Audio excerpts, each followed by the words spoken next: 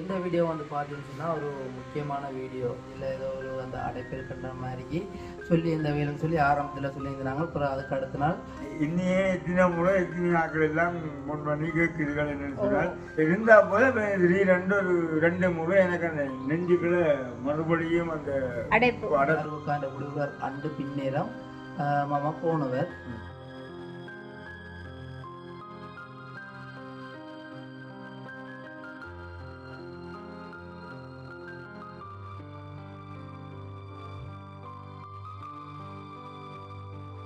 அனைவருக்கும் வணக்கம். நான் வசந்த். நான் அனு. நான் சொல்லவில்லை. ஓகே, இன்றைய தினம் வந்து பார்த்தீங்கன்னா எங்களுடைய வீட்டில் தான் நிற்கிறோம். நீங்கள் யோசிக்க போகிறீங்க, என்னடா அவருடைய வீட்டில் இருந்து எது காய்ச்சி போடுறாங்கன்ற மாதிரிக்கு நீங்கள் யோசிக்க போகிறீங்க. உண்மையிலே இப்போ தான் வீட்டு வேலை முடிஞ்சு வேலை ஆறுலாம் போடணும். இப்போ நேரம் வந்து சரியாக 6:30 தாண்டிட்டுது. ஸோ இந்த வீடியோ வந்து பார்த்தீங்கன்னா ஒரு முக்கியமான வீடியோ. அதாவது வந்து எங்களுடைய மாமாவுக்கு வந்து உடல்நிலை கொஞ்சம் சரியில்லைன்னு சொல்லி தொடர்ச்சியாக வீடியோ போட்டு கொண்டு வந்த நாங்கள். ஸோ அதை வந்து எல்லாருமே வந்து பார்த்து நிறைய ஆதரவு, மற்றது நிறைய அட்வைஸுகள், மற்ற நிறையன்னு சொல்லி எல்லாம் சொல்லியிருந்தவங்க. ஸோ உண்மையிலே வந்து அவங்களுக்கு நாங்கள் இந்த வீடியோவை மாமா பதிவு செய்யணும்னு சொல்லி விரும்பினார். காரணம் சொன்னால் இப்போ இன்னையே எத்தனை முறை எத்தனை நாட்கள் எல்லாம் முன் பண்ணி கேட்குறீர்கள் என்னன்னு சொன்னால் சில கேட்பாங்க, அந்த சனிக்கிழமையில மிஷினில் நடக்கிறேன்னு சொன்னீங்க, அது என்ன போனீங்களா என்று சொல்லி அக்கள் கேட்டுருக்கீங்க. அப்போ அதுக்கு பதிலாக நான் சொல்லியிருப்பேன் என்று சொன்னால் பிரச்சனை இல்லையப்போ நான் இன்றைக்கு நேரம் இதை குறித்து ஒரு வீடியோ போடுவோம். கட்டாயம் என்ன அப்படின்னு பார்த்தீங்கன்னு சொன்னால், இப்போ நாங்கள் தொடர்ச்சியாக வந்து ரோபின்ஸ் ஹாஸ்பிட்டலுக்கு போயிருந்தாங்க. ரோபின்ஸ் ஹாஸ்பிட்டலில் மாமாவுக்கு அந்த நெஞ்சில் ஏதோ ஒரு அந்த அடைப்பு இருக்கின்ற மாதிரிக்கு சொல்லி இந்த வேலைன்னு சொல்லி ஆரம்பத்தில் சொல்லியிருந்தாங்க. அப்புறம் அதுக்கு அடுத்த நாள் அதுக்கு பிறகு ஒரு வீடியோ போட்டு நீங்களாக்குமே ஹாஸ்பிட்டலுக்கு போக மாட்டோம்டா போட்டு நாங்கள் ஃபுல்லாக தேவையில்லையாண்டேனப்பா இந்த மாதிரி தான் அப்படி கதைச்ச நாங்கள் அதில் இருந்தால் போல ரெண்டு முறை எனக்கு அந்த நெஞ்சுக்குள்ள மறுபடியும் அந்த அடைப்பு மாதிரி சொல்லி 2 முறை அடைக்க தொடங்கி. ஸோ அதால் வந்து பார்த்தீங்கன்னு சொன்னால் மறுபடியும் மாமா வந்து அந்த மிஷினில் நடந்துன்னு சொல்லி ஸோ உண்மையிலே அதுக்குன்ற பேர் வந்து எனக்கும் தெரியலை. உங்களுக்கு இப்படிதான் சொன்னது, அந்த மிஷினில் நடக்கணும். அப்போ நான் அதுக்கு என்ன செய்யணும்னு சொன்னேன் கதைக்கிட்டேன். அந்த டெஸ்ட்டுக்கு தான் மாமா போகாமல் விட்டவர். பிறகு அந்த 2 நாள் வந்து சாருவுக்கு அந்த குடியுரிமை இல்லாண்டு கூட நெஞ்சுக்க நோவு வலிக்குது போட்டு இருந்தது. பிறகு வந்து தம்பியும் கால் பண்ணி கேட்க தம்பி சொன்னான், அப்பா பரவாயில்லையாப்பா, நீங்கப்பா அதே முருக்கா போய் பாருங்க, அதாவது இந்த நடந்து பார்க்குற மிஷின்லேயே முருக்கா வந்து செக் பண்ணி பாருங்க, அப்போ தான் டவுட் கிளியர் ஆகும்னு போட்டு அந்த அடுத்த நாளே சனிக்கிழமை பின்னே, அதாவது வந்து சாருவுக்காண்ட குடியுரல் அண்டு பின்னேரம் மாமா போனவர். அப்பா வந்து குடியுரல் சாப்பாடுன்னு சாப்பிடல, மதியம் சாப்பாடு என்ன பிரச்சனைன்னு சொன்னால் அங்கே இருந்து 1 மணி எங்களோட கழிச்சவை என்னன்னு சொன்னால் மதியம் சோத்து சாப்பிடாமல் லைட்டாக விடிய சாப்பிட்டு வாங்கோ அப்படின்னு தான் சொன்னார். அப்போ அதுக்கு நான் இந்த கவர்மெண்ட் சொல்லிட்டு 4 மணிக்கு சனிக்கிழமை போனேன். போய் அங்கே காசெல்லாம் கட்டி 15 போட்டு அந்த மிஷினில் நடக்கிறதுக்கு போனால் அங்கே என்ன போல இன்னும் 5 ஆக்கள் இருக்குங்க. அப்போ இருந்து கொண்டு இருந்தால் அந்த மிஷின் வந்து இடையில சின்ன கோளாறாக போச்சு, பிழைச்சி போச்சு. அப்போ அந்த 2 சொல்லிச்சுங்க, நீங்கள் போயிட்டு நாளைக்கு வாங்க, நான் உங்களுக்கு தெளிவாக வந்து கதைக்கிறோன்னு சொன்னது. அப்போ நாங்கள் போயிட்டு வந்துட்டோம். பிறகு மற்ற நாள் காலமே எங்களுக்கு சொல்லிச்சுன்னு சொன்னால் நீங்கள் மறுபடியும் 4 மணிக்கு ஞாயிற்றுக்கிழமை வாங்க, 4 மணிக்கு வருது. அப்போ சரி வந்து 4 மணிக்கு போயிட்டோம். அப்போ போனால் அந்த மிஷினில் நடக்கிறதுக்கு எங்கள் ஷர்ட் எல்லாத்தையும் ஷர்ட்டை கழட்டி இல்லை. அப்போ ஷர்ட்டை கழட்டினால் அந்த மிஷினில் இருந்து கணச்சா ஒரு வயரோட அந்த ஒரு இடுப்பு இப்படி ஒன்றை கட்டிக்கினேன் போல். அப்போ நல்லா இடுக்கு ஒன்று கட்டினா நான் கொஞ்சம் உருக்கமாக இருக்கேன். அப்போ சரியானது அந்த அதிலே இருந்து ஒரு 10-15 பேர் இந்த நெஞ்செல்லாம் அந்த போட்டிக்கொண்டு ஐயா மிஷினில் ஏறிக்கல. இப்போ முதலே உங்களுக்கு சொல்கிறோம் என்னென்னு சொன்னால், சர்ச்சையில் அந்த மிஷினில் நடந்து கொண்டு போயிருக்கல உங்களுக்கு இடையிலையும் செய்தால் எங்களுக்கு சொல்லணும். நாங்கள் மிஷினை நிப்பாட்டுவோம். ஆனால் நிப்பாட்டினா பிறகு ஓடையலாது, அதை நிப்பாட்டி விட்டுருவோம். நான் சொன்னேன், நான் ஒன்று சொன்னேன். அப்போ சரியானது எல்லாம் மருந்தெல்லாம் கொள்கையில் அன்றைக்கி போட்டு என்ன சொல்லியிருந்தேன் இல்லையாரு சரி ஸ்டார்ட் ஆச்சு. அப்போ ஸ்டார்ட் ஆனு சொல்லி அப்போ அது 12 நிமிஷம் நடக்கும். 12 நிமிஷம். அப்போ சரி வந்து அந்த 12 நிமிஷம் நடந்து கொண்டிருக்கைக்குள்ள எனக்கு ஒரு சொல்லப்போனால் ஒரு 7-8 நிமிஷத்துக்குள்ள இலக்கண்ணே நெஞ்சுக்குள்ள பழையபடி அப்படி ஆரம்பம் வருது. அப்போ ஆரம்பம் வரைக்குள்ள அப்போ நான் சொன்னேன். அப்போ என்ன கேட்டவை அவைக்கு வந்து இதில் கொழுவி போட்டு அங்கே பார்த்து வந்துருக்கு எல்லாம் விளங்குந்தாங்க. அப்போ என்ன கேட்டு மிஷினை நிப்பாட்டுறது நான் தினம் நான் பிரச்சனை இல்லை அங்கே நடக்கக்கூடிய மாதிரி தான் இருக்கேன் நடப்பேன் பிரச்சனை இல்லை. அப்போ அந்த மிஷினில் வந்து அதை நான் இடையில நிப்பாட்டாமல் ஃபுல்லாக நடந்துட்டு புறவன் சொல்லிக்கல எல்லாம் பார்த்துட்டு எனக்கு அந்த ரிப்போர்ட்டை எல்லாத்தையும் தந்து விட்டேன். ரிப்போர்ட்டை தந்து விட்டால் அப்போ பார்த்தா நான் எல்லா ரெஸ்ட்டும் எடுத்தாச்சு. எல்லா ரெஸ்ட்டும் எடுத்து எல்லா ரிப்போர்ட்டும் என்னிட்ட கிடையாது கொண்டு போனேன். அப்போ அந்த ரிப்போர்ட்டை கையில் வச்சுருக்கையில வேலை இல்லை. அப்போ நான் அதுக்காக ஒரு டாக்டரே சந்திப்போம். அதுக்கும் அந்த இதை கட்டி அந்த டாக்டரை சந்திக்க அங்கே போனேன். போய்க்குள்ள அப்போ எனக்கு புறாயின்னு செய்தான்னு சொன்னால் அந்த தலையில் இருந்து இந்த உடத்தில் இருந்து இப்படியே கழுத்தை இழுத்து அப்படி ஒரு குத்து. ஒரு குத்து. அப்போ நான் அந்த ரிப்போர்ட்டை காட்ட போன டாக்டருக்கு சொன்னேன். ஆள் மருந்து எல்லாம் சர்ஜன் இப்படி ஆக்குறேன்னு சொல்லியிருக்கல அதை எல்லா ரிப்போர்ட்டையும் பண்ணி எல்லாத்தையும் படியாக பார்த்தார். ரெண்டாவது தான் நான் பார்க்குறது ரிப்போர்ட் எல்லாத்தையும் எடுத்துக்கொண்டு வர சொன்னார். அப்போ ரிப்போர்ட்டை பண்ணி எல்லாத்தையும் பார்த்துட்டு சொன்னேன். இந்த மிஷின் இது நீங்கள் புறவேற்றா கூட ஒரு டைம் செய்ய மாட்டீங்க. இது யாழ்ப்பாணம் தான் ஒரு இதில் இருக்கு ஹாஸ்பிட்டலில் இருக்கு. அப்போ எனக்கு அந்த பார்த்தது யாரு அப்போ அந்த டாக்டரோட நான் இப்போ கதைக்கிறேன் ரெண்டு உடனே ஆள் நான் நிற்கவே டெலிவரி பண்ணி கதைச்சேன். கதைச்சிட்டு அந்த அப்போ என்ன மாதிரி எப்போ அனுப்புகிறேன்னு இல்லை அவருக்கு திங்கக்கிழமை அங்கே ஒரு யாழ்ப்பாணம் ஒரு 7:30 நிற்கத்தக்கதாக வர சொல்லுவோம். அதை சொல்கிறோம். அப்போ பார்த்துட்டு அவன் அந்த டாக்டர் என்ன சொன்னேன்னு சொன்னால் இது ஒரு அடைப்புத்தன்மையான விஷயமாக தான் இருக்குது. அதனால அதை யாழ்ப்பாணம் போனால் அங்கே என்னன்னு சொன்னால் யாழ்ப்பாணம் போனால் அந்த நெஞ்சில் ஒரு டைஜொண்டு அடிப்பீங்க. கையிலையோ நெஞ்சிலையோ என்னென்ன செய்ய மறந்துட்டேன். அந்த இடத்துல வந்து அந்த டைஜொண்டு அடித்து அங்கவே பார்த்து அந்த அடைப்பு வந்து என்ன மாதிரி இருக்கின்றதை அன்றைக்கு சொல்லியிருக்கீங்க. அப்போ சரியாண்டா இப்போ திங்கக்கிழமை போயாச்சு. அப்போ நான் திங்கக்கிழமை இப்போ நேற்று தானே. அப்போ நான் கோயிலாக போச்சுன்ற ஒரு கல்யாண வீட்டு பிரச்சனை உண்டாது. அப்போ எனக்கு ஒரு தெரிஞ்ச படியவன்ட்டு அந்த நம்பருக்கு தாங்க வந்து எல்லா எல்லாத்தையும் கொடுத்து அதை அனுப்பி விட்டேன். அப்போ டாக்டர் அந்த எல்லாத்தையும் பார்த்துட்டு சொல்லியிருக்கிறேன். அந்த வாரமாதம் அந்த 8ஆம் தேதி வாரமாதம் 8ஆம் தேதி அங்கே 7 மணிக்கு நிற்கணுமா. 7 மணிக்கு நிற்க தவறுனால் மறுபடியும் டேட் தான் தரணும். அப்போ அப்படி சொல்லிட்டு இதை வந்து கொழும்பு போனால் கூட சில வேளை எக்கச்சக்கமான மாத கணக்கில் போட்டு தருவீங்க. அப்படி இல்லாமல் இப்போ உங்களுக்கு கொஞ்சம் அவசரமாக தான் செய்து எனக்கு பிரச்சனை இல்லை. மற்றது என்னன்னா இப்போ இந்த கொப்பியை கொண்டு வரைய வைக்கல இன்னும் அந்த கொப்பியை வேண்டி பார்த்துட்டு 2 செக்கப் உங்கள் உறவின் எடுத்துக்கொண்டு 2 செக்கப் எடுக்கல. இப்போ எடுக்க வேண்டாமா.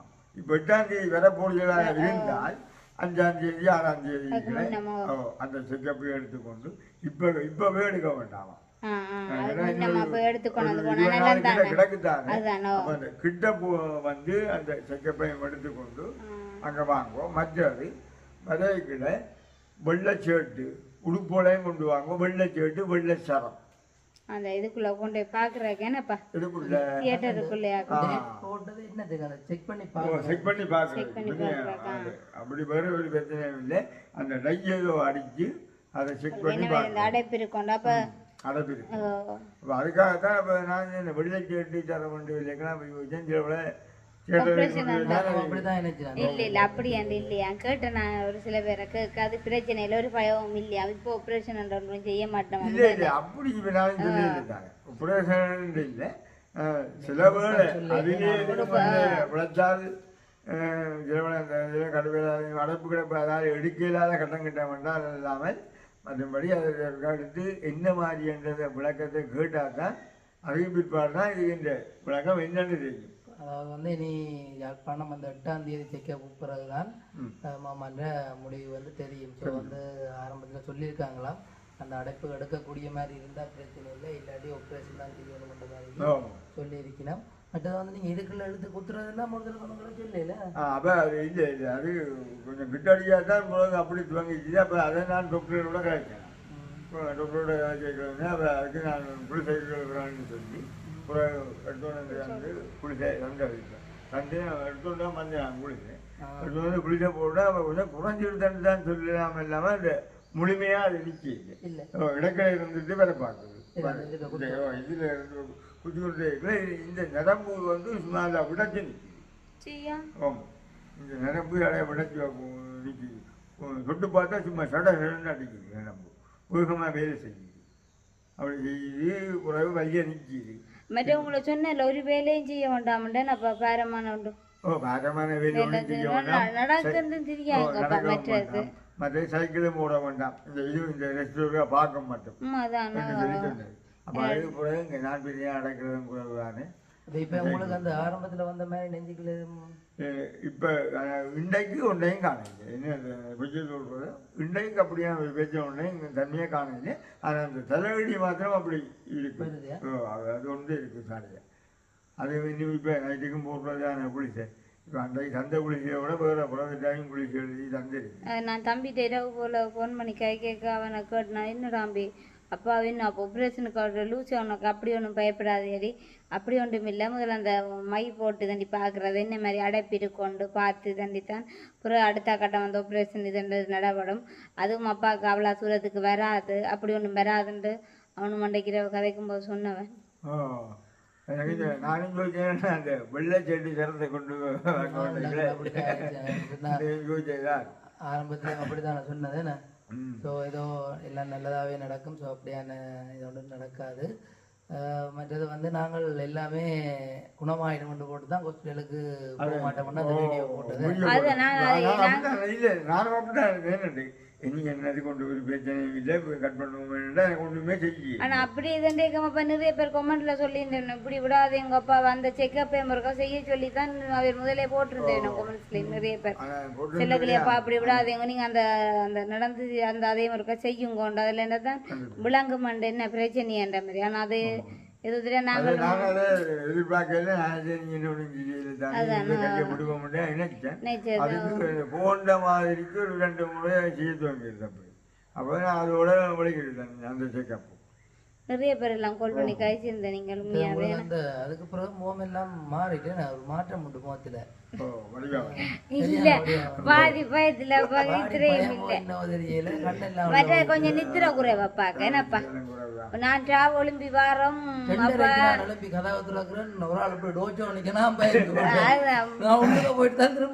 பாட்டாப்பா நிக்கிறார் அப்பா கொஞ்சம் தெரியாத, அது ஒரு பிரச்சனையும் பெறாதப்பா.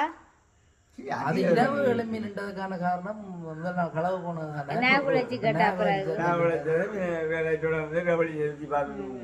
ஸோ நிறைய பேர் வந்து ஃபோன் பண்ணி கேட்டுக்கொண்டே இருந்தினோம் என்ன மாதிரின்னு சொல்லி. அப்போ அதுக்கு நாங்கள் ஒரு வீடியோவாக போட்டு விட்டா எல்லாருமே பார்க்கக்கூடிய மாதிரி இருக்குமேன்னு சொன்னால் எங்களில் இருக்கிற ஒரு அக்கறையெல்லாம் இந்த நேரம் காலமே மடுத்த வேணா பகலையமாவும் நிறைய பேர் பேருந்து இல்லை சொல்லுவாங்க. நிறைய பேர் அடிச்சு கேட்டாரு. கேட்க சொன்ன மறுமொழி என்னன்னா, இன்றைய பின்னே கண்டிப்பாக இந்த வீடியோ வரும், நீங்கள் எல்லாருமே அதை பார்த்து தெரிஞ்சுக்கணும்னு நான் சொன்னேன். ஸோ கடைசி முடிவு வந்து 8ஆம் தேதி தான்.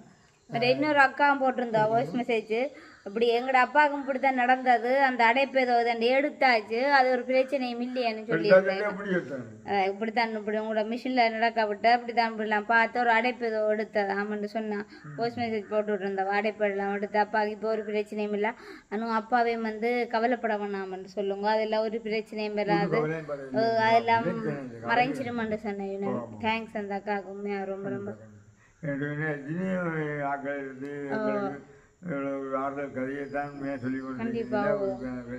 நாங்க இந்த வீடியோ போடுறதுல சில பேர் ஒரு சில பேர் நினைக்கிறது வாங்குறாக்காவையும் போடுதல்ல, அதுகள் பாவம் என்ன செய்யறேன்னப்பா, அதுகள் திருந்தாதல் ஒரு காலத்துல ஒரு காலத்துல திருந்தாத ஜென்மங்கள். கண்டிப்பா அதுதான் நேற்று கூடி வீடியோ போட்டதுக்கு என்னென்ன comments வந்தது? மண்கலவனுக்கு என்னென்று வந்தேன்னா கள்ள கூட்டங்களை என்னென்று வந்து நல்ல விதமா வந்து இது மட்டும் இல்லையா இன்னும் போகுமா பார்த்து கொண்டு சவால் போட்ட மாதிரி சொல்லுது. அதுல வந்து என்ன சொல்ல வரேன் என்று சொன்னால் உண்மையா இப்ப அவையை விட நாங்கள் ஒரு பெரிய கலரா இருக்கலாம்னு வைப்போமே. வச்சாலும் அதுக்குதான் ஒரு பழமொழியை சொல்லி இருக்கிறான்னு சொன்னால் வல்லவனுக்கு வல்லவன் வையகத்திலும் உண்டு. இப்ப நாங்கள் ஒரு பெரிய கல்லரா இருந்தாலும் ஒரு சிறிய களவு கூட எங்களை பார்த்தீங்க மதி போட்டு அடிச்சுட்டு போட்டாங்கல்ல. அந்த கமெண்ட்ஸும் வந்திருந்த அப்பா சொன்ன இப்ப அந்த பழமொழி எனக்கு தெரியல அந்த வந்திருந்தது. நாங்க ஒரு பெரிய கலரா இருந்தா எங்கிட்ட இருந்து அடிக்கிறாங்க. அதுதான் ஒரு சில பேர் வந்து நியாயத்தின்படி கமெண்ட்ஸ் பண்ணியிருந்தேன். இப்படித்தான் நிறைய களவு வீட்டுல போவோம், கவனமா இருக்கும், தனியா இருக்காங்க வீட்டுல, முதல் வீட்டு வேலை செய்யற விட கமரா போட்டுங்கோண்டு நிறைய பேர் கமெண்ட்ஸ் நிறைய விதமா நல்ல மாதிரி சொல்லி. ஒரு சில கழிவுகளை திருத்தலாதானே அப்படி திருத்தலாது இருந்து. ஆனா அப்படி ஒன்று இருக்கின்றா நாங்களும் கொஞ்சம் வளர்ந்து போகலாம். அது உண்மை, அது உண்மை. கண்டிப்பா இப்ப வந்து எல்லாத்துக்கும் ஒரு எதிர்கட்சியும் ஒன்று இருக்க வேணும். இருந்தா தான் அது நல்லா இருக்கு. அல்லாட்டி நாங்கள் சோர்ந்து போடுவோம். பின்ன இடக்கிற அந்த கொமெண்ட்ஸும் போட சிரிப்பா இருந்தல, கல்லர் முட்டியோ கல்லரா தம்பி ஆட்டு யாரு உனக்கு அந்த கொமெண்ட்ஸ் முதல்ல அது பார்த்து என்னன்னு கேட்டேன். கல்லர் முட்டியோ கல்லரா. மற்றது இன்னும் ஒரு கமெண்ட் ஒன்று வந்துருந்துச்சு. நாங்க 2 பேரும் ஒரு ஏழை குடும்பத்தை சேர்ந்தார்கள். உங்கள்ட்ட அந்த பெரிய வீடு கட்ட காசு, வாகனம் கொடுக்க காசு நாங்க சொல்லியிருந்தாங்க, அந்த தொழில் கூடாண்டே காட்டியிருந்தாங்களே. எங்களுடைய அன்பு உள்ளங்கள் உண்மையா திடீர்னு மறந்து போகுது. இப்ப நாங்களாம் அப்படி ஒரு பெருத்தன்னு சொன்னா கூட மறந்து போகலாம். ஆனா இருந்தாலும் நாங்கள் சொல்றத கொஞ்சமா அதை கிரகிக்காம டக்குன்னு மறந்து போகுது. அவ்வளவு அன்புல டக்குன்னு எழுதுங்க. மறதிக்கு மருந்து மாஸ்டர் திறம்பு அப்படியான பிரச்சனை. ஆனா இருந்தாலும் கூட உண்மையா இப்ப 2 பேர் இல்லை 3 பேரும் உண்மையா நான் சொல்ல போறேன். நீ என்ற ஒரு கஷ்டப்பட்ட குடும்பம் தானே. வாழ்க்கையில மறக்கவே மாட்டேன். வாழ்க்கையில மறக்க மாட்டோம். கண்டிப்பா அதை நாங்கள் ஒரு போதும் மறக்க மாட்டோம். அப்ப இன்றைக்கு வந்து உங்களுக்கு எல்லாம் இதை பற்றி வந்து சரியான ஒரு அனுபவம் உள்ள ஆட்களுக்கு இப்படி ஒரு வீடியோ எடுத்து இந்த வீடியோ ஓடிக்கொண்டிருக்கல ஒரு ஆளுக்கு ஒரு மாதத்திலே சரி இப்போ வந்து இவ்வளவு காசு வரும்போது ஒரு அனுபவசாலிக்கு சில பேருக்கு அதை பற்றி புலம்பும். அப்ப அதுகளை நீங்கள் ஒரு அறியாத்தன்மையில இருந்து கொண்டு மறுபடியும் நாங்களும் வந்து நிறைய தரம் இப்படி கமெண்டல் வந்ததான வீடியோல வீடியோ போட சொல்லி இருந்தாலும் வந்து அவர் கேட்டிருந்தார். ஸோ அன்பா கேட்டிருந்தார், கல்லர்ட்டும் சொல்லியிருக்கார், அன்பாவும் கேட்டிருந்தார். ஸோ இதற்கான விளக்கத்தை நீங்க கட்டாயம் சொல்லி ஆகணும் சொல்லி ஸோ அவருக்கு கட்டாயம் நாங்க சொல்லணும்னு அவசியம் இல்லை. ஸோ எங்களுக்கு வந்து பொழுதுபோக்கில அதை விட இப்ப அதை பற்றி கதை கேட்கல எங்களுக்கு ஒரு 5 நிமிஷமோ 10 நிமிஷம் ஓடிக்கொண்டு அதுக்காக தான் தங்களே வாயால சொல்லினேன். இதை பற்றி எங்களுக்கு திருப்பி கதைங்க வீடியோ கொஞ்சம் நீளமா விரட்டேன். கிரகிச்சு பாக்கணும் போல நிறைய பேர் ஓட பாப்பாங்க வந்து ஃபுல்லா பாக்கணும். பார்த்தபடியே தானே எங்க லீடர்ஸ் எப்படின்னு யோசிக்கலாம். என்னடாப்பா வீடு கட்டுறாங்க உங்கள்ட்ட எங்கால காசுன்னு சொல்லி களவெடுத்த நாங்கள்லாம் வாங்குவோம்ல அடுப்போம் சேர்ந்து நீங்களும் வாங்க களவெடுப்போம். ஒரு தொழிலாள முன்னேறா செய்யலாம் தான்.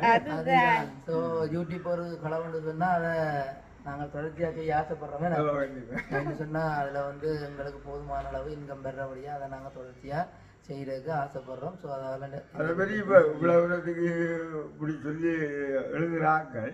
அப்போ இதென்ன இவங்க இப்படி செய்து இப்படி வீட்டை கட்டுறாங்க காரை வாங்குறாங்களேன்னு சொன்னால், ஆனா நீங்களும் அப்படி எங்களை போய் ஒரு முயற்சி இருந்தா செய்து பாருங்க.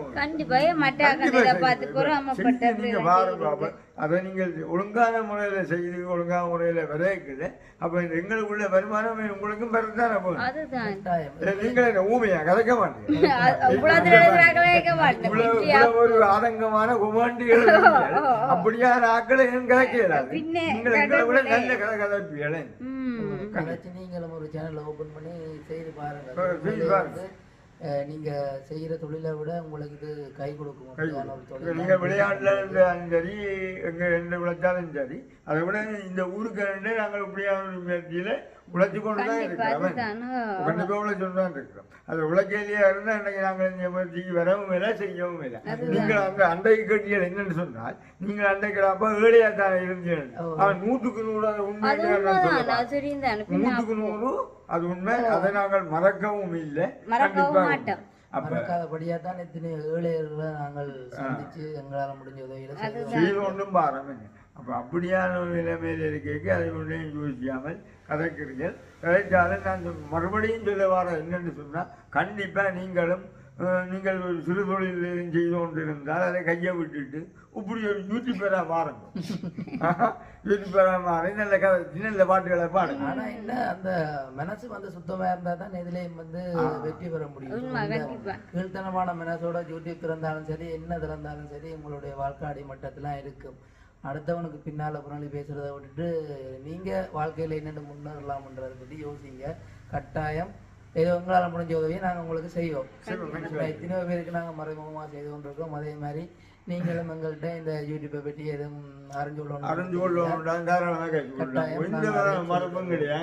கண்டிப்பா. ஏன்னு சொன்னா இப்ப இலங்கையை பொறுத்த வரைக்கும் யூடியூபர்ஸ் வந்து நிறைய பேர் கூடிக்கொண்டு வராங்க பாருங்க. சும்மா யாருமே கூடிக்கொண்டு வர மாட்டாங்க. பொழுதுபோக்குக்காகவும் யூடியூப்பை செய்யணும் மட்டும் நினைக்க மாட்டாங்க. அதாவது வந்து தொழில் வச்சிருக்கிறவங்க நினைப்பாங்க யூடியூப்பர் பொழுதுபோக்காக செய்வோம்ண்டு. தொழிலை கையை விடுறவங்க யூடியூப்பை தான் தொழிலாக நினைச்சு செய்து கொண்டு வராங்க. அந்த பட்டியலில் நாங்களும் முதல் வரிசையில இருக்கிறோமே. நான் செய்த தொழில் உண்மையிலேயே நான் வந்து டெய்லர் வேலை செய்த நான். ஆனா கடை வச்சு நடத்தி கொண்டு வந்த நாங்கள் மேசன் வேலையெல்லாம் செய்து கொண்டு திரிஞ்சவர்.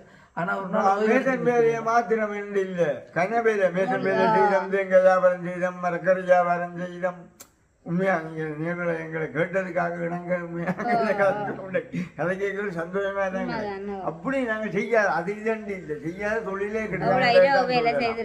அப்ப அந்த நேரத்திலே மறைஞ்ச வாகனத்தை ஓடிக்கொண்டு போய் தேங்காய் கட்டி கொண்டு போய் நாங்க புஷ்சைக்கில தான் போவோம். இந்த படைக்கு கூட போவோம் வருவோம். அப்படி செய்து ஆனா அந்த நேரத்தில் வந்து இப்படியான தொழிலே செய்ய முடியாதுங்களால் இன்றைக்கு இந்த உறுதி பண்ணி தொடங்கினோம். அது வந்து உண்மையாக ஒரு முன்னேற்றம் தானே. நாங்கள் செய்யற தொழிலை நாங்கள் பொய்யா சொல்லலாம். நானும் மனவும் ஆரம்பத்துல கல்யாணம் கட்டி இருக்கீங்க 2 பேரும் உண்டா போவோம் கடைக்கு. வந்து ஒரு புது சைக்கிள் அந்த சைக்கிள்ல ஓடிக்கொண்டு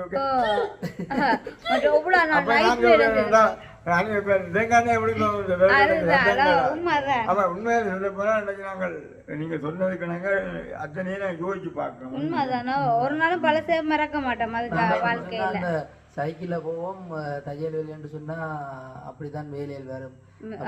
கூடுதலா இரவு வேலை தான் செய்யறது. 3-4 மணி ஆகும். 3-4 மணிக்கெல்லாம் மந்தியில இருந்து சைக்கிள் வருவோம். மற்றது நாங்கள் பிறகு கடை போட்டா பிறகும் அதே மாதிரி தான், அதே சைக்கிள்லாம் அதே வாழ்க்கை தான். ஸோ அது கொஞ்சம் நேரம் கொஞ்சம் இன்னும் கூட ஆயிடும். 4 மணி 5 மணி 6 மணிக்கெல்லாம் விடியப்புறம் வந்து டக்குன்னு குளிச்சு போட்டு போய் வேலையே செய்யணும். அப்படி கஷ்டப்பட்டு தான் நாங்களும் வந்தாங்க. ஸோ அப்படி கஷ்டப்பட்டாலும் கடவுளுங்களை எப்படி உயர்த்தினாரோ என்னவோ தெரியல. கடவுளுக்கு சொல்லி ஒரு பெரிய ஒரு ரீதியாக உண்மையா நடக்கல. கண்டிப்பா குடி வயத்துல வச்சிருக்க மட்டும் 10 மாசம் மட்டும் தையல் கடைக்கு அப்படியே போனானே அப்படியே. இன்னொரு ஆள் வந்து கேக்குது, நானும் மனமும் தச்சு கொண்டு நிக்கிறோம். இரவு கடை கூட்டிட்டு ஒரு தையல்கார அண்ணா போறார். அப்ப என்னடா நிற மாச பொம்பளைய மிஷின்ல ஏற்றி தைக்க விட்டு கேட்டு போனார். அப்ப அதை கூட நாங்க மெயின் பண்ணையில எங்களுக்கு தெரியும் தான் எங்களுடைய வாழ்க்கையை நாங்கள்லாம் கொண்டு போட்டு எவ்வளவு தூரம் கஷ்டப்பட முடியுமோ அவ்வளவு தூரம் கஷ்டப்பட்டோம். அதே மாதிரி இந்த கொரோனா வந்ததுக்கு அப்படி ஒரு முடக்கம். கஷ்டம் சொன்னா இனி இல்லைன்னு சொல்லி ஒரு கஷ்டம். இருந்த நகை நட்டு எல்லாம் கொண்டு அடைய வச்சது. என்ன தொழில் எல்லாம் போய் கடையெல்லாம் பூட்டிட்டேன்.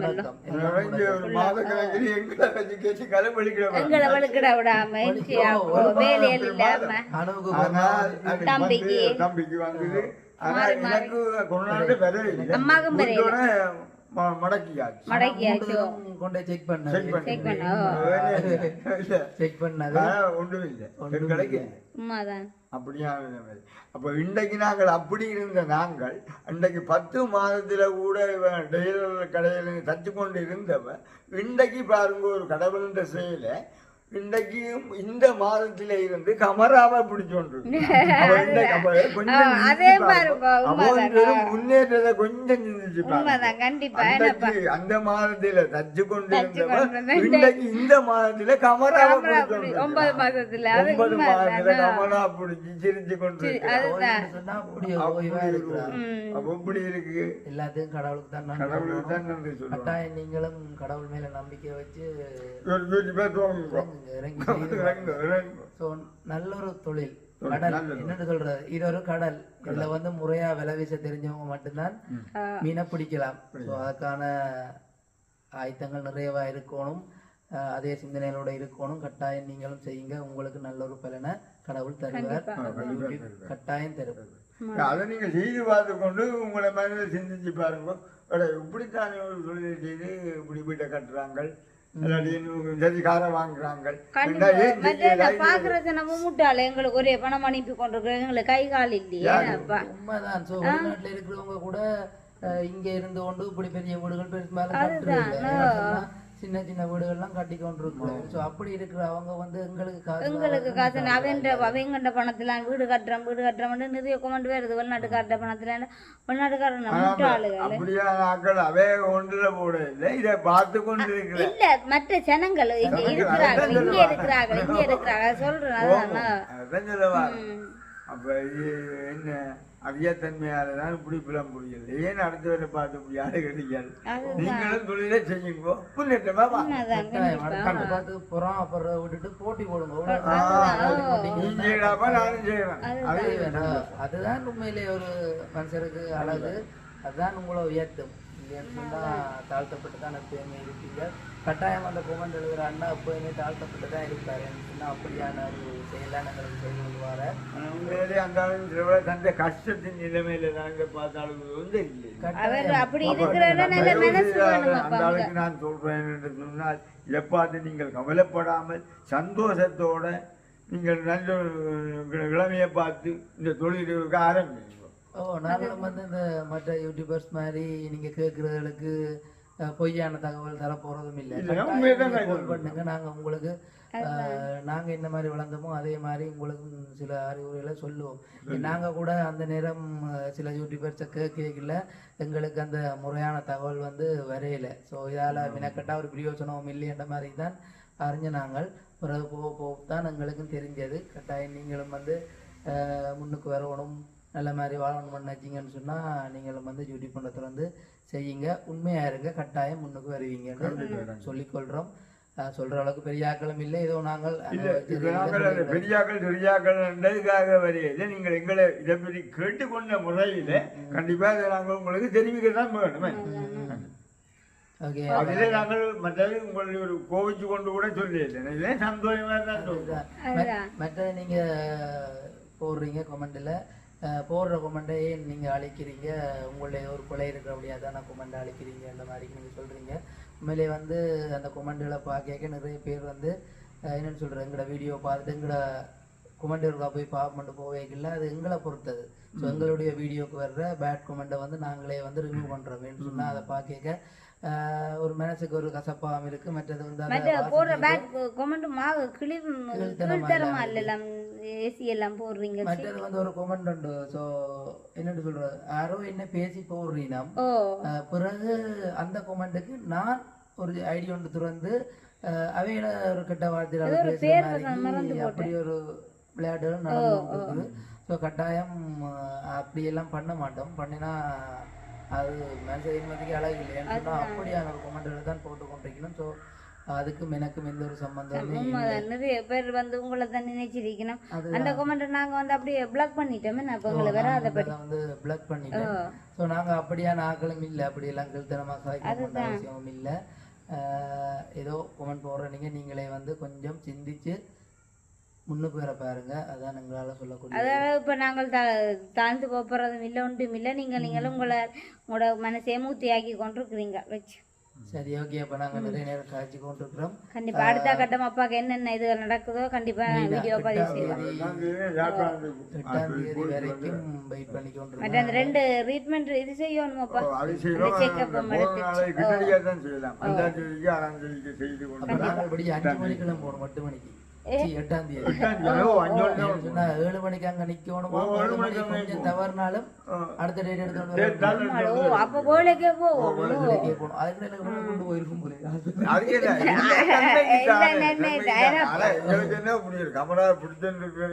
ஒரு ஆள் இல்லாம போயிடும்.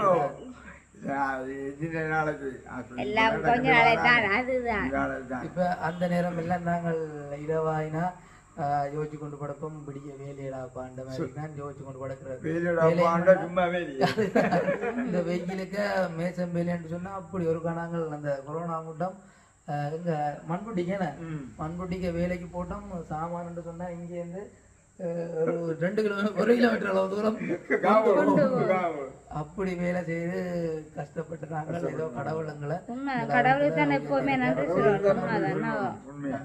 இந்த இடத்துல இப்படி இந்த கதைக்கிறோம்ன்றதுக்கவே அந்த கடவுளுக்கு தான் நன்றி சொல்லணும். உண்மையுமே நாங்கள் நினைக்கக்கூடாது. எங்களாலே எங்கள் பலத்தினாலே ஒன்றுமில்லை, எல்லாம் அவருடைய ஆவியினால கூடுமே என்று சொன்னவர். கண்டிப்பா அதுபோல இன்றைக்கு உங்களை வழி நடத்தி கொண்டிருக்கிறேன். நாங்கள் அதை நன்றி என்று சொல்லணும் இல்லாமல் பின்ன எங்களுடைய ஒரு முன்னேற்றத்தில் நாங்கள் வந்தமே என்று சொல்றதுக்கு முடியாது. ஓகே அப்போ நாங்கள் நிறைய நேரம் காய்ச்சி கொண்டிருக்கிறோம். இதோட இந்த வீடியோவை முடித்துக் கொள்கிறோம். இந்த வீடியோ பற்றிய கருத்துக்களை மறக்காம கமெண்ட் பண்ணுங்க. நாங்கள் ஏதாவது தவறாக பேசியிருந்தா அவங்கள்ட்ட வந்து மன்னிப்பு. இந்த வீடியோவிலிருந்து விரைவிட்டுக் கொள்கிறோம். பாய்.